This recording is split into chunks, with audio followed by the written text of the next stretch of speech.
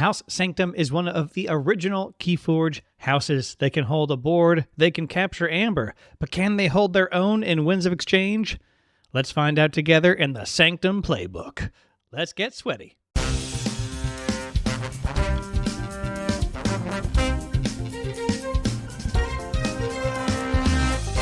Welcome to KeyForge Public Radio with your host, Zach Armstrong.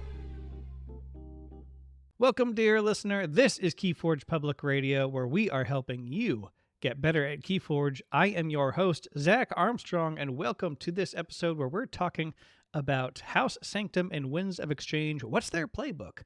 What are they good at? What are they bad at? What are you going to expect? What do you need to look for when you're playing with or against Sanctum in Winds of Exchange? We're going to look at a couple things. Their penchant for capturing Aember. They do that a lot, so we're going to look at how they capture Aember, what you can do with it. We're going to look at their specialized Aember burst, because they do have it this set. Funnily enough, they had a little bit in Dark Tidings as well, but they've definitely got some specialized Aember burst that we're going to look at so that you can be aware of it, play towards it. And then we're actually going to break our playbook rule a little bit. The playbook rule is that we look at the commons and uncommons from a house in Winds of Exchange so that we can get an idea of what they're going to be doing really on average in most given games. You know, knowledge that you take with you, that whether you're playing sealed in a local context, or whether you are headed off to a vault tour, things you'll generally see with Sanctum, especially when they're operating well. However, this time we're going to look at a couple rares, and specifically some rare artifacts. They warp the game so completely that I believe they bear mentioning this time around. And then, of course, we'll wrap up talking about their token creatures, all four of them, and what value each of them brings to the table. Again, this is KeyForge Public Radio. We're diving into the Sanctum Playbook. And hey, if you're not subscribed on your preferred listening platform, go ahead and do that, because then you can make sure to hear these episodes when they drop. Let's dive in. Sanctum has always been great at capturing Aember. From Gatekeeper in Call of the Archons, capturing all but 5 of your opponent's Aember, keeping them off that key, or up to Age of Ascension with Obeyed the Grim, the creature capturing 3 Aember and then reaping and discarding the captured Aember from that creature. Sanctum has always captured Aember, but they haven't always known what to do with it. Capturing Aember can be good in especially a sealed context, where perhaps your opponent is not going to be as ready to fight off the creatures with captured Aember, to use cards to remove those creatures and to get it back. Because in this set, especially with Sanctum, there's no way to dump that captured Aember. It really is simply a tempo hit. You capture that Aember, so hopefully you're stopping them from forging a key, right? Putting them one more forge a key step behind where they would be otherwise. But as soon as they get that Aember back, they're back in the game. They've just lost some time. So Sanctum is very good at that, and that is useful. Not nearly as good, of course, as Aember loss or Aember stealing.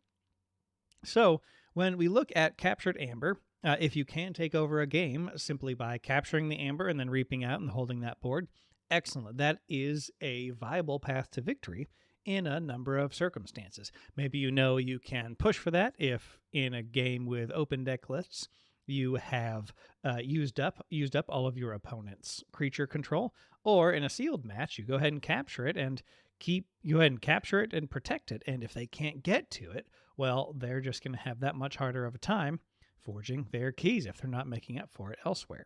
Aside from tempo, once that Aember goes back to your opponent, really they're going to be ready to forge with it. And one of the only things, even in all of Winds of Exchange, to actually hit a large amount of Aember advantageously is Martyr of the Vault here in Sanctum in Winds of Exchange. Martyr of the Vault is a 4 power, 1 armor human knight. It is a creature with the ability Destroyed. If your opponent has 7 Aember or more, they lose all but 5. The Destroyed effect is great if they have 7 or more Aember, then you get them down below the amount they need to forge a key, so that's fantastic. However, the biggest issue is that it's a Destroyed ability, and so the best way to get this to fire is to play Martyr of the Vault and then immediately destroy it. There is Nightapult, the artifact in set that lets you put a creature into play ready. And so Martyr of the Vault can come in ready, but then you need something of at least 5 power to fight into.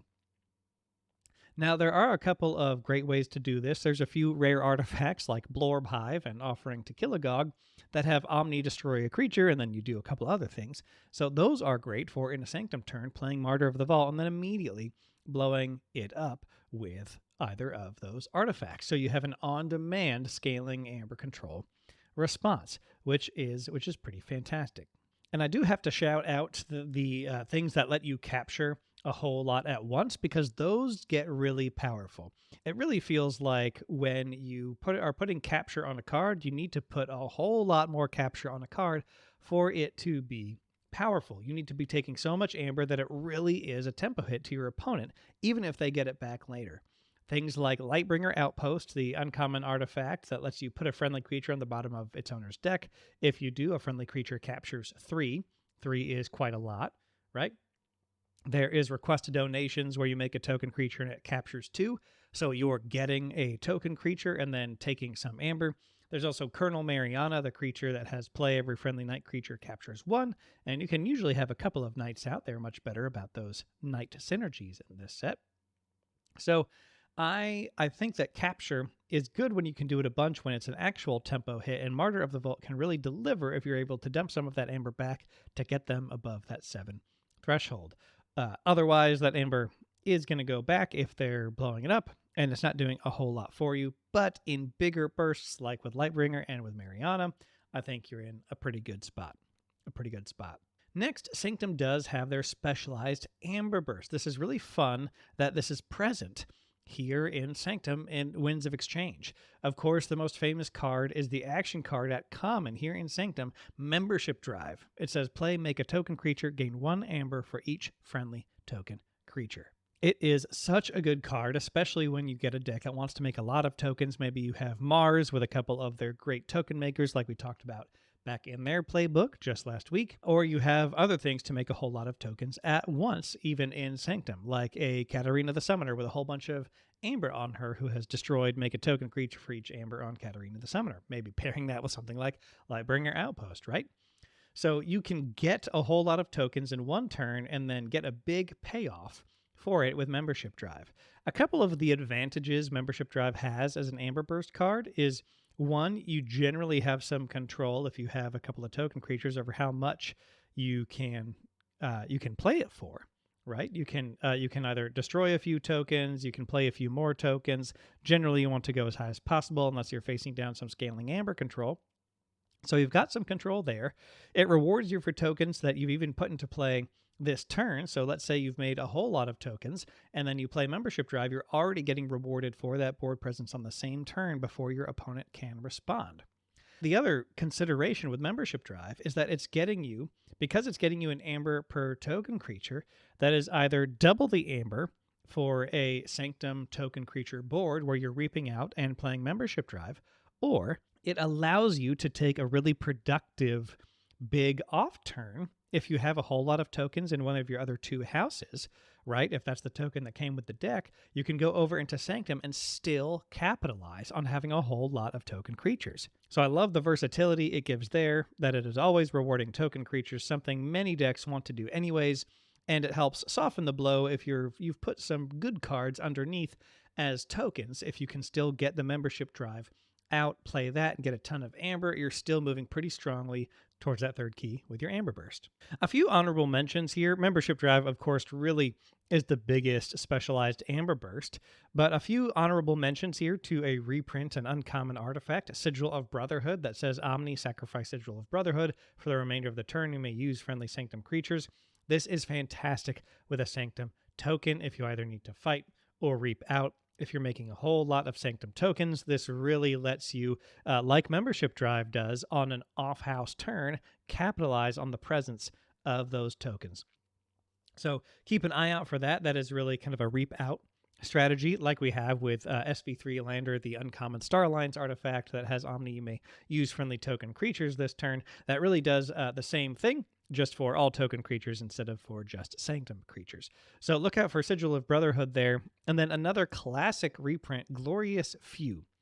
Now, not as many on average decks, I think, will want to use Glorious View to great effect. Glorious View is an action card that gains you Aember, one for every creature your opponent controls more than you do. So if they control 4, you control 2, it would gain you 2.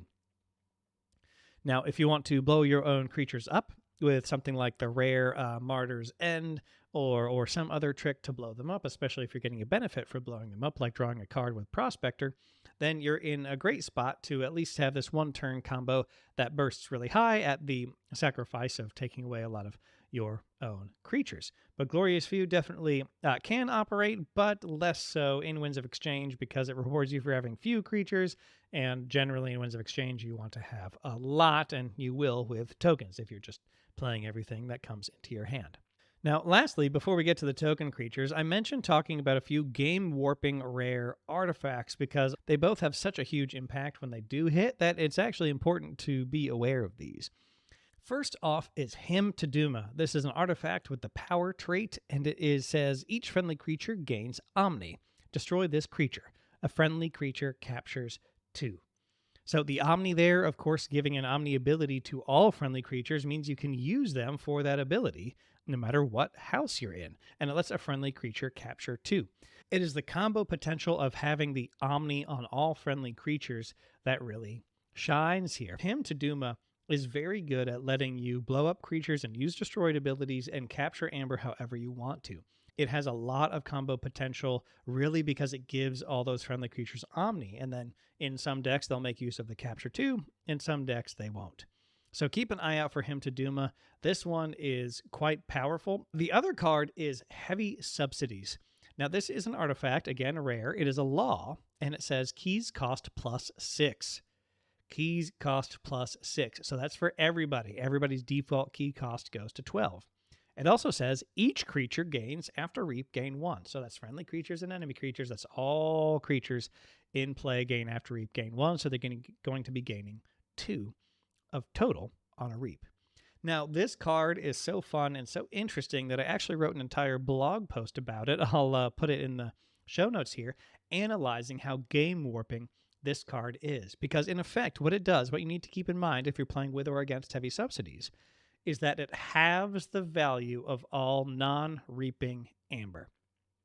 The value of steel is halved because, remember, keys are your goal. We've talked about KeyForge as a racing game. You've got to keep those keys in mind to get to your third key, right?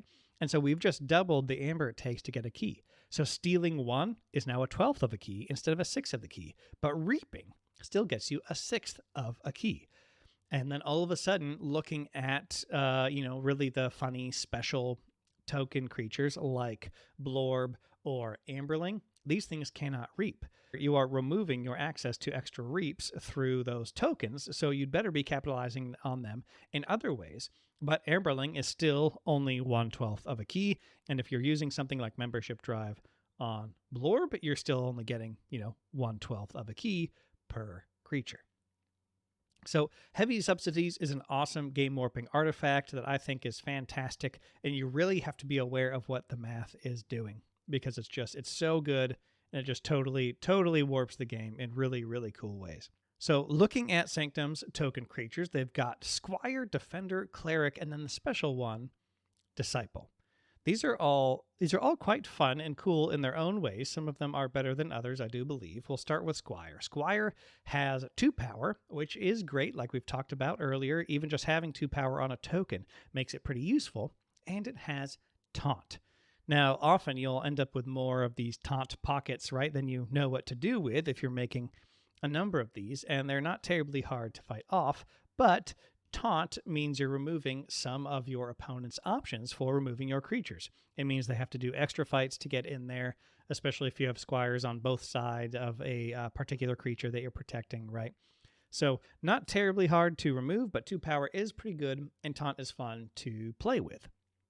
So Squire is fine. I think it's a solidly middle of the pack token creature for sure. Then Defender has 2 power, 1 armor, and here's the thing, it has the Knight trait. So it's got a couple of great things going on. The armor is based in one sense, right, regenerative power that doesn't apply towards how much damage it does, right? It makes it a bit more survivable from ping damage. So 2-1 is fantastic.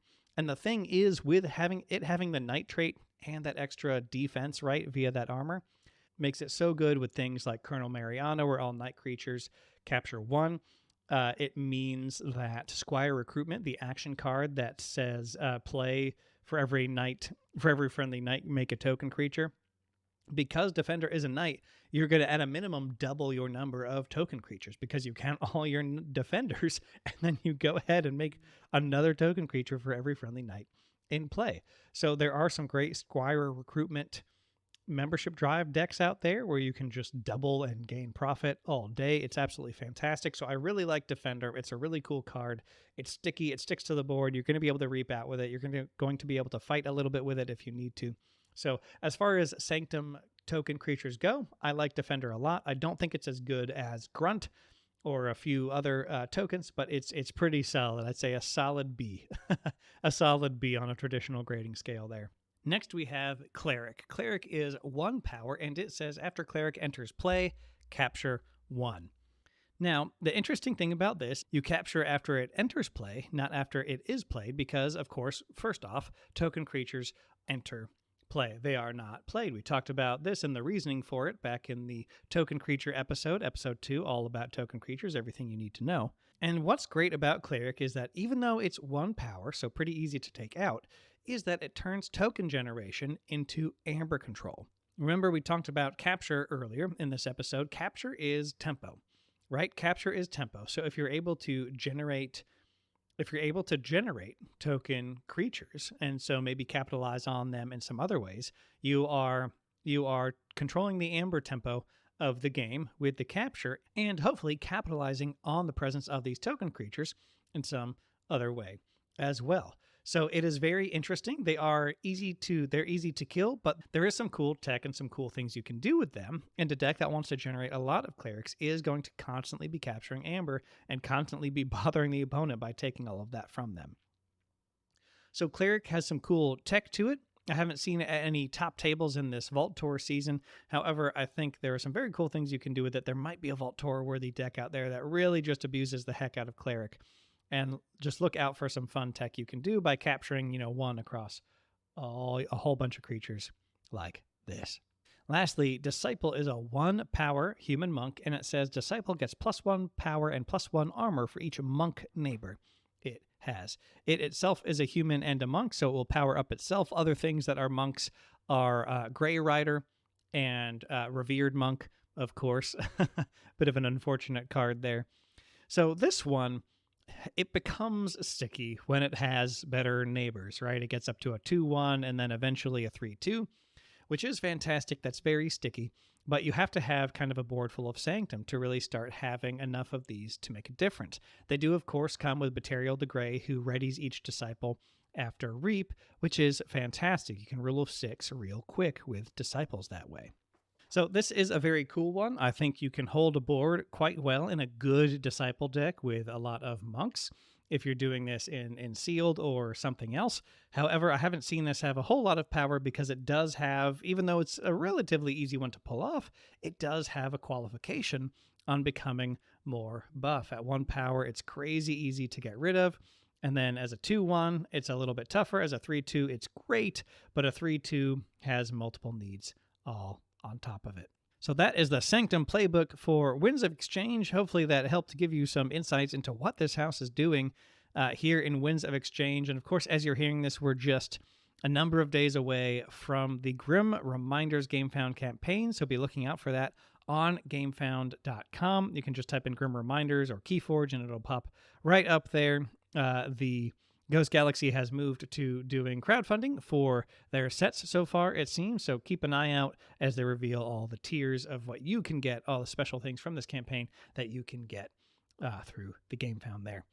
I've been Zach Armstrong. Check out KeyForgePublicRadio.com for blogs and episodes and other things. You can check out the merch shop there. We have a couple new designs over the past few months that have gone up in the shop. And of course, if you'd like to join us on Patreon, you get access to our Discord and access to everything on Patreon. That's 2 Patreon-only episodes per month talking about how the podcast is doing and my news and reactions to more current KeyForge news as well. Thank you especially to our Airwave Advocate level supporters like Paul Roadrunner.